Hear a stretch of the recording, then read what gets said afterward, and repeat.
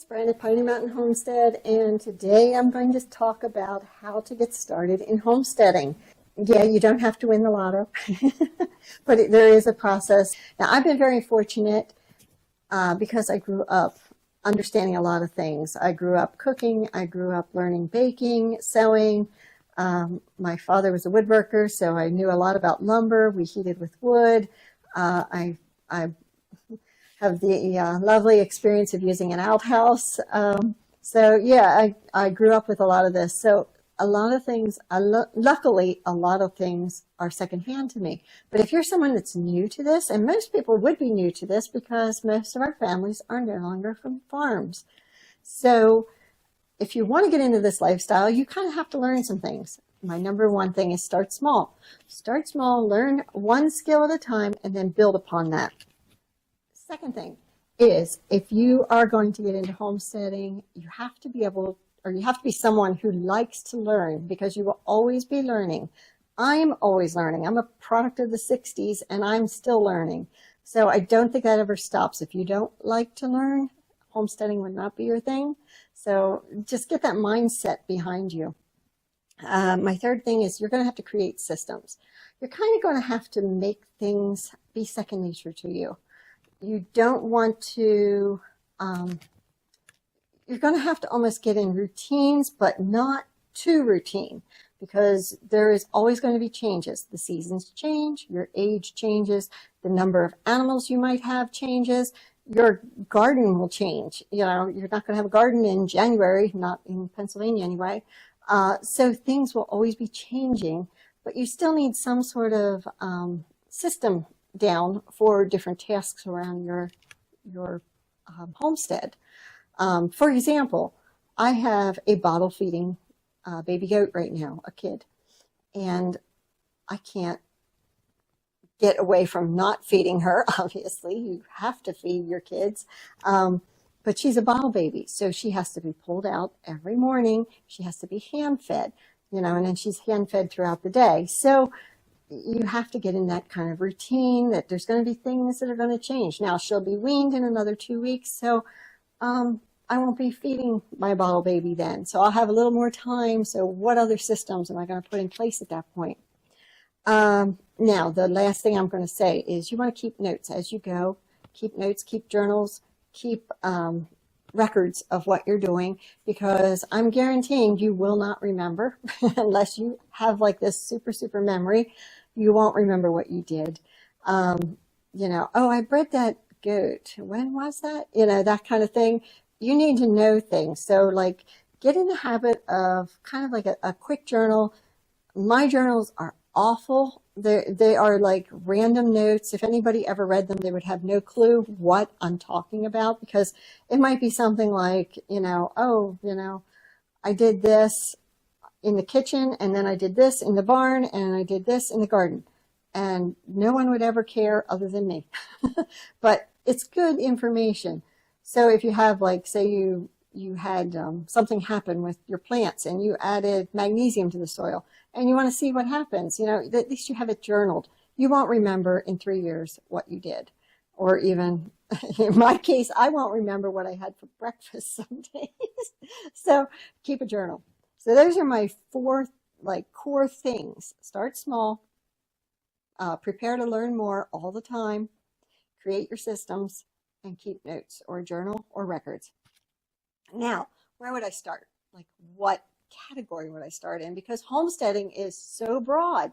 It encompasses so many things. It varies from location to location.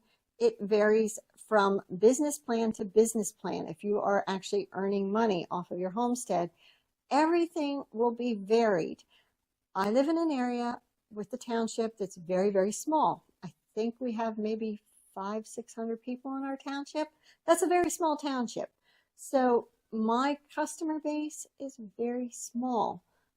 If you live in an area that you're next to a big city, your customer base is going to be a lot larger. Your business plan is going to be a lot different than my business plan. If you live in the South, you're going to have a lot different schedule than I am. I live in Pennsylvania. So it's going to vary depending on where you live. It even varies within my state. I've had homesteads in the area I'm in now, which is in the Appalachians. I've also had homesteads in the flatter parts of the state. And the soil type is different. The weather patterns are different. Everything is different. So there is no cookie cutter for homesteading. So you have to be a little flexible. But one thing I want to say is start with cooking and baking. Start learning to prepare foods for yourself. Cook and bake for yourself. That will get you a lot of discipline when you're not just taking off for Starbucks or a local fast food or a restaurant. When you have to actually plan what you're going to eat and prepare what you're going to eat, start with that. And if you can do that, then move on. That is something I would say, if you don't own a homestead, start with that, because that will get you kind of like in the mindset. And as you start with that, then maybe think about, hey, I should probably have a garden. You still don't need a true, a large piece of property, a big homestead or anything like that at that point. You're still dipping your toes in. So try a little garden. There's all kinds of container gardening. There's all kinds of videos out there for container gardening, which are kind of neat because I've been kind of scouring through them. There's more information about container gardening than I ever would have thought. I've always been a field gardener, but this year we are doing some containers and some raised beds. So I've been doing raised beds for a long time, but container gardening is something new to me. So that's kind of an option, especially if you're limited on space.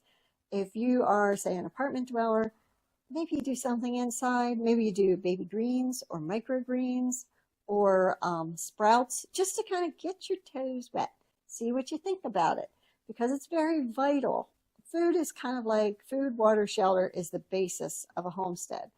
So that kind of like dips your toes in the water. The next step I would take is start preserving food. Maybe you're someone who likes to can, so get into canning. Maybe get a water bath canner. Just, seeing how you like it. You might not like it. And you don't want to go buy a big piece of property and then find out this is not for me. Because there's a lot of people out there that do that. They go and they buy several acres, they buy a small homestead, and in 5 years they figure out this is a lot of work. This is a lot of things that I don't know about, and they're overwhelmed. So just kind of take it small steps, get your toes wet. So, okay, let's say you're going into canning, get a water bath canner, then maybe go to pressure canning, then maybe try fermenting, then try maybe dehydrating or freezing foods, and go to your farmers for that food. They'll sell you a bushel of beets or potatoes or whatever you want to get. They'll gladly sell you, especially, they make out better, you make out better, and you kind of cut out the middleman, which is the grocery store. Besides that, get off the junk at the grocery store. Anything processed is also pricey. Anything processed is usually not as healthy for you. So if you're home cooking and you're providing for yourself, that's like a whole nother mindset. The cool thing that really happens there is I think you begin to realize you are self-sufficient at that point. You're starting to provide your own food because you are preserving food, even if you're not growing it. Say you are just going to a farmer and buying a bushel of this or a bushel of that and bringing it home and canning it or freezing it or whatever you're doing, you're providing for yourself. And that's going to give you that little feeling of, hey, I'm self-sufficient in something. And it gives you a sense of freedom. And that's what I'm trying to, that's like the ultimate goal, is to give everyone that sense of freedom. And it just is very uplifting to know that you don't have to rely on anyone. That is such an uplifting feeling. Now, can you be a true 100%, not have any outside help? Probably not. You're going to have a community. But just that little feeling that I can do this, that gives you a little bit of freedom. And that's where I think if you get through like the gardening, the cooking, those stages, then you start to think, okay, what else can I do?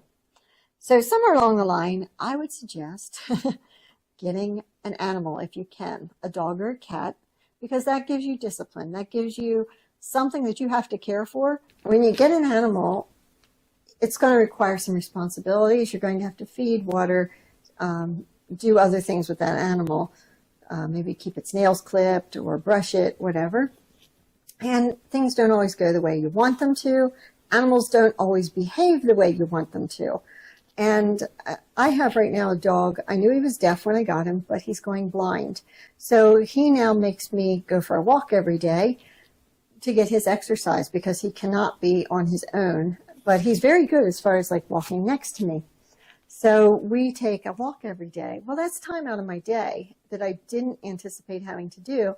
But it's actually been a blessing because now I get to decompress and go for a walk with the dog. I take my camera. There's plenty of trails on this property, and we go and decompress and look at the scenery. We see deer. Just about every day we see deer and turkeys and grouses and all that. And so it's a nice thing. I take my camera. I can take pictures of wildlife, take him for a walk, and it just is a nice outing every day. On rainy days, it's not so fun, but you have different days. So you have to do certain things with those animals. And maybe you find out, I'm not an animal person. Well, you do not want to find that out when you have a steer standing in your pasture in the backyard. You want to find that out now. Are you an animal person? So that may be something you want to do later on. Somewhere along the line, you want to start developing skills. And this would be like arts and crafts, trade skills, different skills that you may want to get into. And these skills will be the building block for later on actually maybe having a business, or maybe turning that into a side hustle or whatever, or maybe it just becomes a skill in your library of skill sets, and it's something else that you've accomplished, which is more freedom, more an uplifting feeling for you. So maybe you want to get into sewing. I'm a big seamstress, but I also used to raise fiber animals, and I spin fiber, I make yarn, I knit, I crochet, all that stuff. It's not my business, but it's something that's done on the homestead, and it's something I enjoy. And I did sell fiber, so I was using some of what I was doing to create a business, but some of it I was using for my use, and it added to the bottom line. That's the other thing. In a homestead, I think you're going to have multiple streams of income, just because that's how homesteads work. Also, it's going to depend on what your area is, where your populations are, where geographically you are. I'm in Pennsylvania. My seasons are not the same as the Carolinas. My seasons are not the same as California. I'm also in the Appalachian Mountains, even within my own state. The Appalachian Mountains, weather patterns, soil types, everything is different than the flatter areas of the state, such as like from York going east, like towards Philadelphia. Those are flatter areas. Those areas are not the same soil types, not the same weather patterns as the area I'm in now, which is the Appalachians. So you have to also adapt that way. I'm in a township which only has maybe 500, 600 people. That's a big difference than being on the outskirts of a large city. My customer base is totally different than other people's. So all that's going to play in. But get those skill sets set down, and maybe you will, develop a business off of it later on, or at least a small income stream off of it later on. My husband is a woodworker. He's done woodworking for many, many, many years. Recently is when it turned into a commercial activity for us. So he's no longer the hobbyist. He's actually a commercial person, which, by the way, he's starting up a YouTube channel. So if you are into woodworking or firewood or sawmilling, go over and check out his channel, make some dust. I know, such a cheap plug I put in there, but hey, just go check him out. So after you get all these skills done, then start thinking about, do I want to get a little bigger piece of property, get something with some land, maybe just enough to have a garden and chickens, or a garden and bees. Maybe you want to be a beekeeper. Try that for a little bit. The one good thing about, especially here in the United States, is most land is not going to go down in value. So if you buy something and it has improvements on it and you keep them maintained and the price of land continues to go up, hopefully we don't have any weird situations in our economy, but that is like savings in the bank. Basically, you are saving money because you bought property, and maybe you're just going for the next step. Maybe you just get a couple acres. That's all you can afford, or all you need to get more of. Maybe your foot's in the water now. Let's put it that way. You haven't plunged yet, and just figure out, okay, do I like doing what I'm doing on this small piece of acreage, and then just scale up from there. And I know I made that very simple sounding. It's a little harder than it sounds, but you don't want to be stuck. You don't want to be one of those people that, oh, I have all the money I need. I'll just go buy a big, couple 100-acre farm and I'll be fine. You'll probably be selling it in 5 years because you don't have a good base of skill sets. And that's the reality. And I hate to say it that way, but you really have to learn a lot to get to that point, especially if you've never done any of it. If you come from a farming background, you probably wouldn't have too much of a problem. But I'm talking more to the people that are saying to me, where do I start? It's homesteading is like huge, and I need a direction, so I'm trying to give you a little bite-sized piece of where to start, So basically, let me sum it up before I go on and on and on and just get rambling. Start small. Always have that initiative to learn more. Create systems. Keep notes and journals. And if I had to start over, I would first learn to cook and bake. I would learn to garden. I would learn to preserve my own food. I would learn a craft or a skill or a trade. I would learn something about animals, probably have a pet. Start with a pet. Then I would probably go into chickens and poultry. They're always the gateway to homesteading. 9 times out of 10, I hear that people started with poultry. Then I would go into livestock. And each of those activities is going to cost you more and more and more money. That's the hard part. So you have to kind of work your way up to it. And somewhere along the line, you're going to figure out your niches. You're going to figure out your business. So I guess that's the ultimate thing. As you're going, start thinking about, what can I generate money off of? Because in order to be a full-time homesteader, you have to make money. You can't, you're going to have to pay something. You're going to have to pay for insurance. You're going to have to pay for taxes. I will say, our expenses are very low for our actual personal expenses. We don't buy clothes. I mean, obviously you can see I have rather older clothes. We don't buy clothes regularly for a lot of reasons, but one is we don't need them. We don't even like to go out because we enjoy our homestead that much.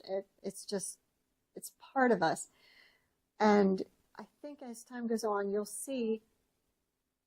feel that freedom. You'll feel that love of your land. You'll feel that connection with nature. And that's the best part. That is ultimately the best part. So hopefully I gave you some insight. Make it a great day. Bye.